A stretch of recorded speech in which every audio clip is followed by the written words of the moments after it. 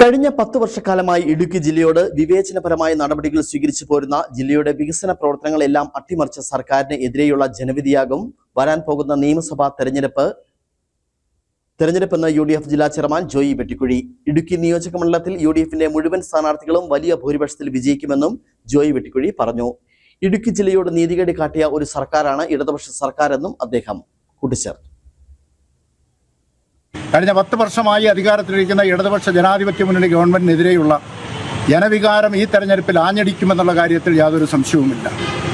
കഴിഞ്ഞ 10 വർഷക്കാലമായി ഈ ജില്ലയോട് വിവേചനപരമായ നടപടികളുമായി മുമ്പോട്ട് പോകുന്ന, ഈ ജില്ലയിലെ വികസന പ്രവർത്തനങ്ങളെല്ലാം അട്ടിമറിച്ച ഒരു മനഃപൂർവമായ ഒരു ഭരണപരമായ വീഴ്ചയുടെ പേരിൽ കൂടുതൽ യാതനകൾ അനുഭവിക്കേണ്ടി വന്ന ഒരു ജനതയാണ് ഇടുക്കിയിലുള്ളത്. അങ്ങനെ ഒരു ഭരണകൂട നിഷ്ക്രിയത്വത്തിൻ്റെ പേരിൽ കൂടുതൽ യാതനകൾ അനുഭവിക്കേണ്ടി വന്ന ഒരു ജനതയുടെ അവരുടെ ഒരു വലിയ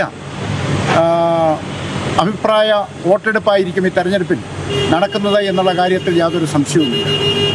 ആ ഒരു ഭരണകൂട നിഷ്ക്രിയത്വത്തിൻ്റെ പേരിൽ യാതനകൾ അനുഭവിക്കേണ്ടി വന്ന ആ ജനതയുടെ അവരുടെ മോചനത്തിന് വേണ്ടിയിട്ടുള്ള പ്രവർത്തനങ്ങൾക്ക് നേതൃത്വം കൊടുക്കുന്ന ഒരു മുന്നണിയാണ് ഇന്ന് ഇടുക്കി ജില്ലയിലെ ഐക്യ ജനാധിപത്യ മുന്നണി.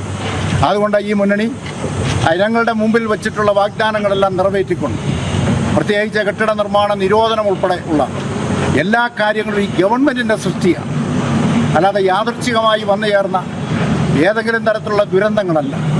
ഇതെല്ലാം ഈ ഗവൺമെൻറ്റിൻ്റെ മനഃപൂർവ്വമായ സൃഷ്ടിയാണ്.